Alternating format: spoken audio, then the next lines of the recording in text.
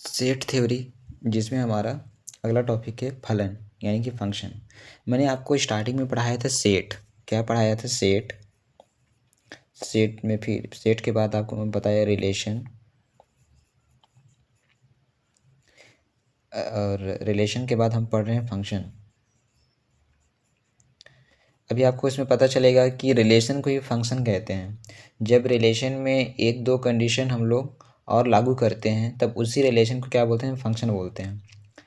तो हम शुरू करते हैं। फंक्शन को पढ़ने से पहले इसमें कुछ इम्पॉर्टेंट बातें जो हमको जानना चाहिए। आप सुने होंगे अचर राशि और चर राशि, कांस्टेंट और वेरिएबल। तो अचर राशि किसको बोलते हैं? वह राशि जो किसी भी गणितीय संक्रिया के अंतर्गत अपरिवर्तित रहती है। उसे क्या बोलते हैं? अचर। और चर किसे कहते हैं? वह राशि जो किसी भी गणितीय संक्रिया के अंतर्गत परिवर्तित होती है, उसको बोलते हैं चर। यानी कि अचर जो होता है फिक्स रहता है, चेंज नहीं होता है। अचर राशि जो होता है अपरिवर्तित रहता है, जबकि चर राशि क्या रहता है? परिवर्तित रहता है, बदलते रहता है। एग्जाम्पल के लिए अचर राशि से 5, 6, 7, 8। 5 को आप चेंज नहीं कर पाओगे, 6 को आप चेंज नहीं कर पाओगे, 7 को चेंज नहीं कर पाओगे, 8 को भी चेंज नहीं कर पाओगे। इसी तरीके से ऐसा नंबर जो हम चेंज नहीं कर पाएंगे उसको क्या बोलते हैं? अचर राशि। चर राशि किसको बोलते हैं? X y z. आप गणित में हमेशा एक्स वाई जेड जो देखते हो ना, वो अचर राशि ही होता है। क्या राशि होता है? अचर राशि होता है। ठीक है, अभी आपको इसमें पता चलेगा आगे। अब यहाँ पे चर भी दो प्रकार के होते हैं। एक स्वतंत्र चर होता है, एक परतंत्र चर। स्वतंत्र चर यानी कि इंडिपेंडेंट, परतंत्र चर यानी कि डिपेंडेंट। इसमें एग्जाम्पल से समझते हैं क्या होता है स्वतंत्र चर, क्या होता है परतंत्र चर। एग्जाम्पल दिया गया है y is equal to 2x+5। आप इस इक्वेशन को देखो तो आप देखोगे कि y क्या है हमारा? y हमारा चर है, x हमारा चर है, 2 हमारा अचर है, 5 हमारा अचर है। अब इसी इक्वेशन में देखते हैं कि हमारा जो चर तो दिया है, चर हमारा x भी है और y भी है। लेकिन अभी मैंने बताया चर दो प्रकार के होते हैं, स्वतंत्र चर और परतंत्र चर। तो हम देखते हैं कि इन दोनों में कौन स्वतंत्र चर है, कौन परतंत्र चर है। ठीक है, तो नाम से स्पष्ट है, स्वतंत्र चर जो स्वतंत्र होता है, आप उसको मन से खुद से वैल्यू देते हो। तो यहाँ पे जो x है ना, x हमारा क्या हो जाता है? इंडिपेंडेंट वेरिएबल होगा, और y जो होगा डिपेंडेंट होगा, क्योंकि y जो है x पे डिपेंड है। कैसे है देखो, यहाँ पे आप x को अपने मन से कुछ भी रख सकते हो। मान लो कि मैंने x की जगह 1 रखा। जब x की जगह 1 रखूँगा तो y कितना मिलेगा? तो आप इसको सॉल्व करोगे, y is equal to 2 into 1 plus 5। 2 1 जा 2, और 2 और 5 कितना हो जाएगा? 7। कितना हो जाएगा? 7। इसी तरीके से यदि x को आप क्या रखते हो? 2 रखते हो। x को क्या रखते हो? 2 रखते हो। 2 2 जा 4, और 4 और 5 क्या हो जाएगा? 9। तो हमारा y कितना मिलता है? 9। यदि आप x को 3 रखते हो, क्या रखते हो? x को 3 रखते हो, तो 3 2 जा 6, और 6 5 11। यदि आप x को 4 रखते हो, 4 2 जा 8, और 8 और 5 13। 8 5 13 ना, 8 4 12 13। तो इस तरीके से आप देख पा रहे होगे कि x इंडिपेंडेंट है, स्वतंत्र है। आप कुछ भी रखते जा रहे हो और उसके रखने पर ही y मिल रहा है। यदि आप x 1 रखोगे तब आपको y मिलेगा। मतलब y किस पे डिपेंड है? x पे डिपेंड है। y कब मिल रहा है? जब x का वैल्यू रख रहे हैं। आ रहा समझ में? x को डिपेंड क्यों बोले? क्योंकि x किस पे डिपेंड है? x, y जो है x पे डिपेंड है। जब जब आप x के वैल्यू रखते जाओगे तब तब आपको y का वैल्यू मिलेगा। ठीक है, अगला कॉन्सेप्ट देखते हैं अपन, concept of image and pre image. Image क्या होता है और प्री इमेज।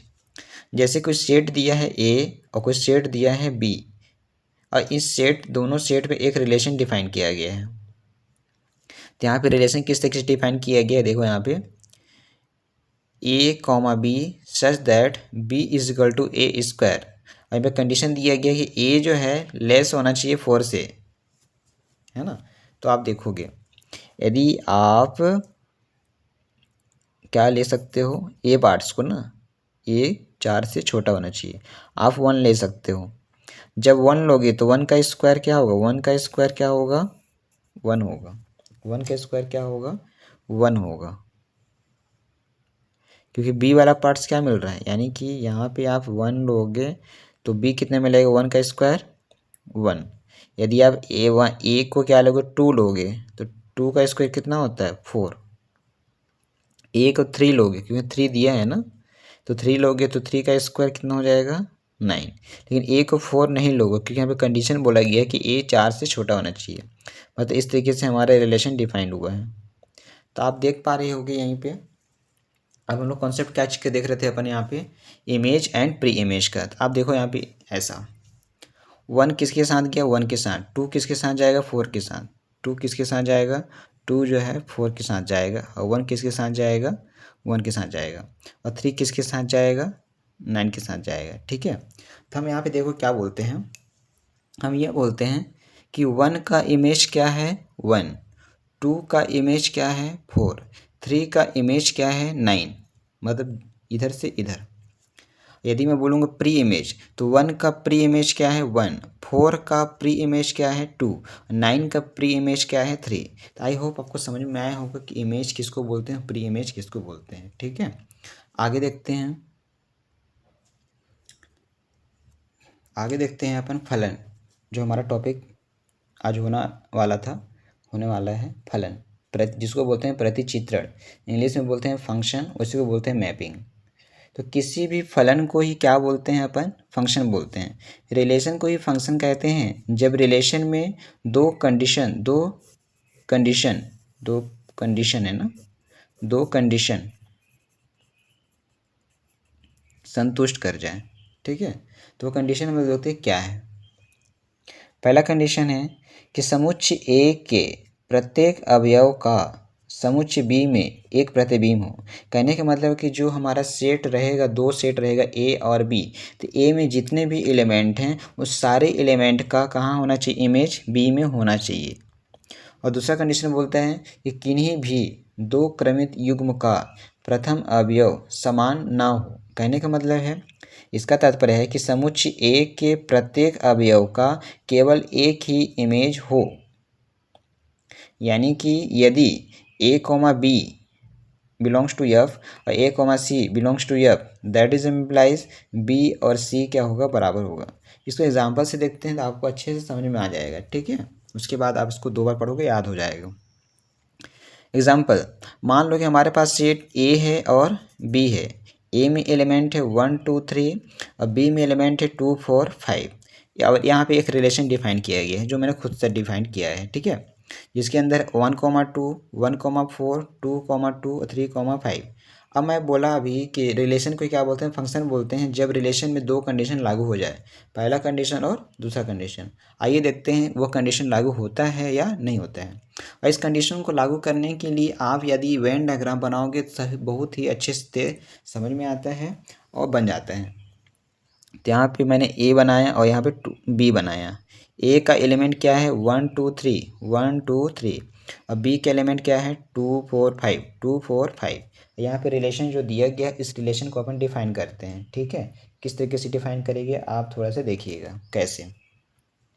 यहाँ पे 1 किसके साथ जा रहा है 2 के साथ इमेज में, 1 का इमेज क्या है 2, 1 का इमेज 4, 2 का इमेज 2, 3 का इमेज 5, इसमें शो करते हैं। 1 का इमेज क्या है 2 है, तो 1 का इमेज कहाँ गया 2 में गया। फिर 1 का इमेज कहाँ है 4 में, यानी कि 1 का इमेज 4 में।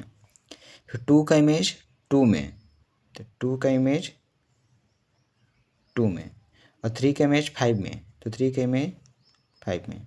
अब इस कंडीशन को देखते हैं। तो कंडीशन पहला कंडीशन देखते हैं।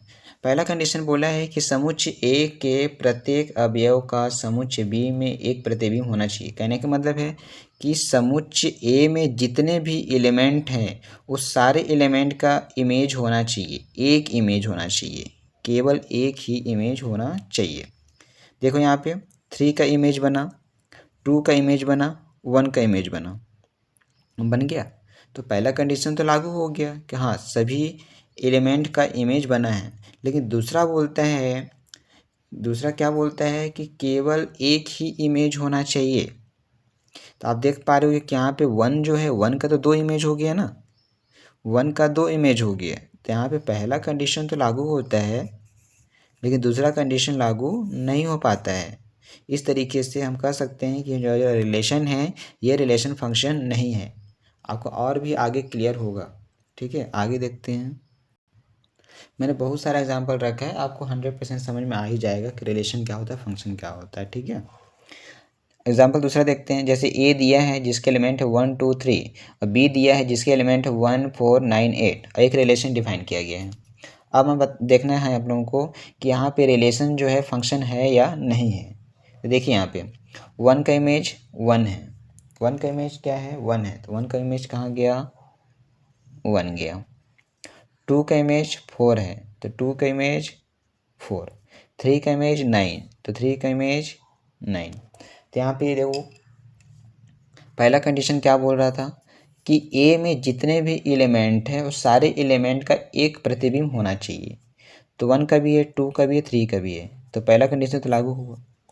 दूसरा बोलता है कि ए में जितने भी एलिमेंट है इमेज तो होना चाहिए लेकिन एक एलिमेंट का एक ही इमेज होना चाहिए, एक एलिमेंट का एक ही इमेज होना चाहिए। तो दूसरा भी लागू हो रहा है, क्यों? क्योंकि 1 का एक ही है, 2 का भी एक ही इमेज बन रहा है, 3 का भी एक ही इमेज बन रहा है। इस तरीके से दोनों कंडीशन लागू हुआ तो हम कह सकते हैं कि हमारा रिलेशन है, और रिलेशन कैसा है, फंक्शन है। आगे देखते हैं। जैसे दो सेट दिया गया है 1 2 3 और बी सेट दिया गया है 1 4 9 8 एलिमेंट है। एक रिलेशन डिफाइन किया गया है जिसके अंदर 2,4 है और 3,9 है, मतलब 2 का इमेज 4 है और 3 का इमेज 9 है। देखते हैं कैसा है, ये फंक्शन है या नहीं है। तो 1 2 का इमेज कितना गया 4, तो 2 का इमेज 4। 3 का इमेज 9 तो 3 का इमेज 9। ठीक है, तो आप देख पा रहे होगे कि ये हमारा रिलेशन फंक्शन नहीं होगा। क्यों? क्योंकि इसमें पहला कंडीशन ही लागू नहीं हुआ, पहला कंडीशन ही लागू नहीं हुआ। पहला कंडीशन तो ये बोलता है कि ए में जितने भी एलिमेंट हैं उस सभी एलिमेंट का इमेज होना चाहिए था, तो पहला कंडीशन ही लागू नहीं हुआ, तो हम कह सकते हैं कि यह फंक्शन नहीं है, ये रिलेशन हमारा फंक्शन नहीं है। ठीक है, दोनों में से कोई भी फेल हो गया तो हमारा फंक्शन नहीं होता है, होना चाहिए दोनों लागू। ठीक है, एग्जाम्पल 3 देखते हैं। जैसे कोई सेट ए है और सेट बी दिया गया है, तो इसका एलिमेंट क्या है 1 2 3 और इसका एलिमेंट क्या है 1 4 9 8। ठीक है, तो इस तरीके से हमारा रिलेशन डिफाइंड है। क्या दिखे यहाँ पे, 1 का इमेज 4 है, 2 का इमेज 4 है और 3 का इमेज 9 है। हम देखते हैं कि ये रिलेशन फंक्शन है या नहीं है। तो देखते हैं वेन डायग्राम में 1 का इमेज 4 तो 1 का इमेज 4, 2 का इमेज 4 तो 2 का इमेज 4, 3 का इमेज 9 तो 3 का इमेज 9। आई होप आपको समझ में आ रहा होगा क्या बोल रहा हूँ मैं। ठीक है, तो आप यहाँ देखो पहला कंडीशन लागू हो रहा है कि नहीं हो रहा है। बोलता है कि हमारे पास दो सेट है ए एंड बी, तो ए में जितने भी एलिमेंट हैं सारे एलिमेंट का इमेज होना चाहिए था। ठीक है, तो देखो 1 का इमेज है एक ही है, 2 का भी इमेज है और 3 का भी इमेज है, पहला कंडीशन लागू हुआ। दूसरा कंडीशन बोलता है कि एक एलिमेंट का एक ही इमेज होना चाहिए, एक का दो नहीं होना चाहिए। देखो 1 का केवल एक ही है जो कि 4 है, 2 का भी केवल 4 है, एक ही इमेज है, और 3 का भी इमेज कितना एक ही है, तो दूसरा कंडीशन भी लागू हुआ, तो एक रिलेशन हमारा फंक्शन है। ठीक है, आई होप आपको समझ में आया होगा रिलेशन और फंक्शन में। अच्छा, इसमें आपको एक डाउट ये हो रहा होगा, क्या डाउट हो रहा होगा जिसको मैं बताने वाला हूँ।